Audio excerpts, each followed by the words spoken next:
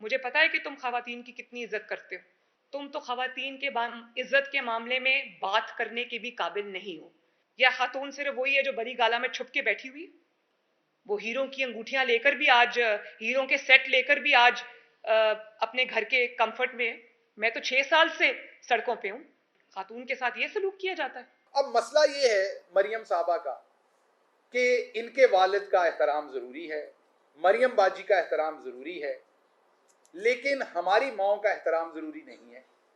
बुशरा बीबी किसी की माँ नहीं है, किसी की बीवी नहीं है, इस मुल्क की बेटी नहीं है। उनके बारे में औरत कार्ड काम नहीं आना, अपने बारे में आना है। मरियम बाजी से किसी ने यह पूछना है कि औरत कार्ड हमेशा आपके लिए है, ये यहूदी कार्ड हमेशा आपके लिए है, ये कादियानी कार्ड हमेशा आपके लिए है, ये लोगों के गैर मुल्की एजेंट होना कार्ड हमेशा आपके लिए है।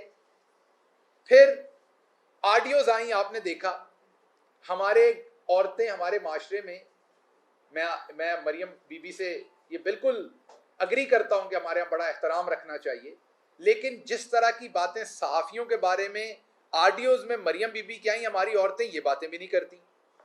फिर ऑडियोज में जिस तरीके से इन्होंने अपने दामाद के लिए सिफारिश करके बार बार कहते हैं कि हमारी हुकूमत में इंपोर्ट तब तक हुआ जब तक कश्मीर को एक जिंदा लाश बनाने की नाकाम कोशिश में हिंदुस्तान ने जब तक उसे बड़ी जेल नहीं बनाया था तो बिल्कुल इंपोर्ट जायज थी।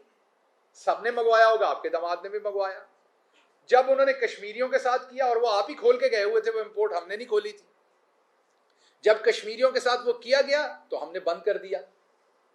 अब आप अपने चचा से करप्शन के थ्रू वो एक प्लांट मंगवाना चाहती हैं, और सबने ऑडियो सुन ली, और बाहर आप सफेद झूठ बोल रही हैं, और आपके चचा भी झूठ बोल रहे हैं कि मुझे कोई सिफारिश नहीं की।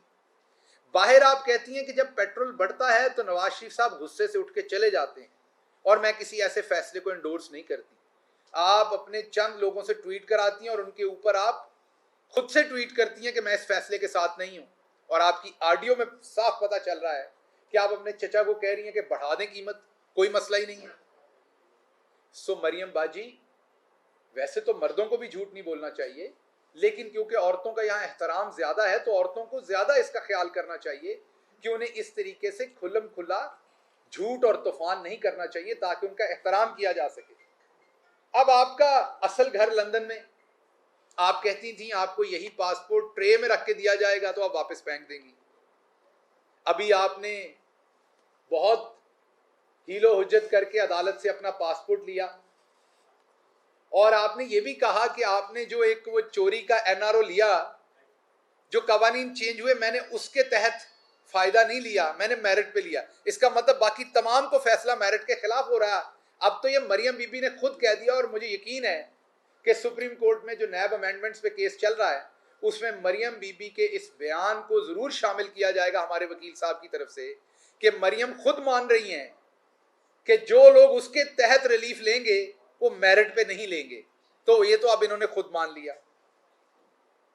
अब आपका असल घर लंदन में, जहां लंदन तो क्या पाकिस्तान में कोई प्रॉपर्टी नहीं थी, आपके बच्चे लंदन में अपने, आपके अब्बा लंदन में, आपके अब्बा के बच्चे लंदन में, आपके अब्बा के बच्चों के बच्चे लंदन में, आपकी सर्जरी लंदन में, आपका सारा पैसा लंदन में, लेकिन आपने हुकूमत यहां करनी है, झूठ आपने यहां बोलना है, आपने तखरीबकारी सारी यहां करनी है।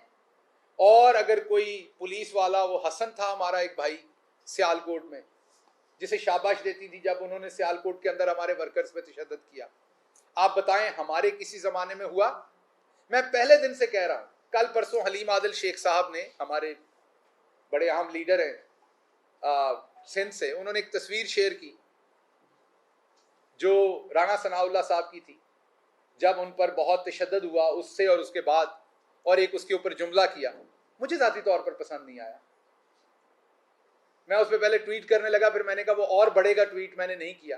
लेकिन जब मुझे हलीम आदिल मिलेंगे मैं उन्हें कहूँगा तशद्दुद हमारे किसी अपने पे, और ये मेरी पहले दिन मुजफ्फरगढ़ में भी मेरी यही स्टेटमेंट थी, मेरी यहाँ हाई कोर्ट के सामने भी यही स्टेटमेंट थी जब मेरे पे हमला किया गया था, मेरी इस्लामाबाद हाई कोर्ट के बाहर भी आज से 6 महीने पहले यही स्टेटमेंट थी, मेरी पिछले वीलॉग में भी यही स्टेटमेंट थी। मेरी एक ही स्टेटमेंट है, जब इन पे तशद्दुद किया गया ये भी औरत हैं, बल्कि नानी और दादी हैं। आपको तो कई दफ़ा गुस्सा लग जाता है ये रिश्ता आपको कहें, इनको बड़ा अच्छा लगता है जब हम ये कहते हैं। ये भी औरत हैं, जैसे आपने इनकी तस्दीक करने की कोशिश की थी, गाड़ी के शीशे तोड़े थे, मारा था, इनके साथ भी औरतें थी। तो मरियम बाजी, अगर आपने औरतों का एहतराम करना है तो उसकी सबसे बड़ी जिम्मेदारी अब आप पे आयद होती है। उसकी वजह यह है कि आपके दादा से लेके आपके वालिद तक औरतों की तस्दीक करते आए हैं। ये कल्चर आपके ख़ानदान ने दिया हुआ है। कोई बात नहीं, सुबह का भूला शाम को घर आ जाए तो उसको भूला नहीं कहते। आपको अभी भी इसके ऊपर यू टर्न लेना चाहिए, रीथिंक करना चाहिए आपको। और जो आप बुशरा बीबी के बारे में आप और आपकी पार्टी मुगलजात फरमाते रहे हैं, आपको वहां से डिपार्चर लेना चाहिए। हम अभी भी आपकी माँ को अपनी माँ कह रहे हैं। हम अभी भी कलसूम नवाज साहबा के लिए जब वो जिंदा थी तब भी अच्छे कलमात कहते हैं, जब वो इस जहान से चली गई तब भी अच्छे कलमात कहते हैं।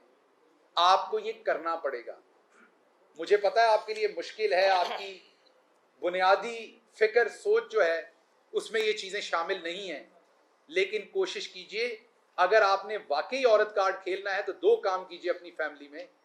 सबसे पहले तो जुनेद को ये बताइए कि उसने अगली पीढ़ी में अब औरतों का एहतराम करना है, क्योंकि आपके शौहर भी लोगों की औरतों के बारे में कभी स्विमिंग पूल के मामले बताते हैं, कभी वो कहते हैं बाथरूम में कैमरा लगाया हुआ था, कभी कहते हैं बेडरूम में कैमरा लगाया हुआ था। तो वो भी ढीले हैं इस सिलसिले में। तो अब आखिरी उम्मीद जुनेद रह गया है आपके ख़ानदान में हमारी। आप जुनेद की अब तरबियत करें, वहाँ जा रही हैं वो वहीं हैं, पोलो खेलने के साथ साथ उसे उसी पोलो ग्राउंड की साइड पे बिठा के समझाएं कि बेटा औरतों का एहतराम करना है। हमारी पिछली नस्ल ने नहीं किया, तुमने यहाँ यू टर्न लेना है और इस काम को तोड़ना है, और अगली नस्ल ने औरतों का एहतराम। इस तरह की औरतें जिन्होंने हजारों जिंदगियां बचाई हुई हैं, मसीहा हैं, डॉक्टर हैं, या भले घर में बैठी औरत है, औरतें सबकी औरतें हैं और उनका एहतराम करना और आप पे जिम्मेदारी है, क्योंकि आपके खानदान ने शुरू की थी। हम इसमें विक्टिम हैं।